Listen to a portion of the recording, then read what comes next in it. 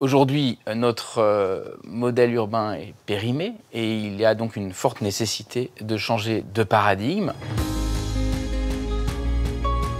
Il ne faut pas penser la mobilité pour elle-même, et c'est un des travers qu'on a hérité de 2 siècles de croissance. La mobilité est évidemment extrêmement liée à nos modes de vie, et donc il faut d'abord penser à de quoi les gens ont besoin, et penser en termes d'accessibilité. C'est pour ça que ça me paraît un secteur important à travailler.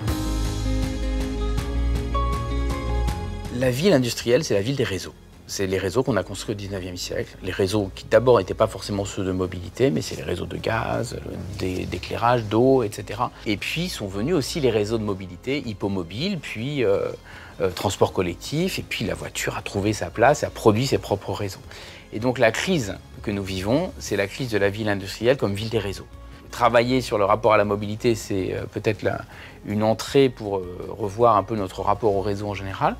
Et puis c'est aussi un impact purement énergétique, pollution locale, etc. et climatique massif. La voiture n'est pas entièrement responsable de tout. Elle a rendu possible le partage des fruits de la croissance. Donc il ne s'agit pas d'avoir une image de diaboliser les objets, simplement de constater qu'est-ce qu'on a construit.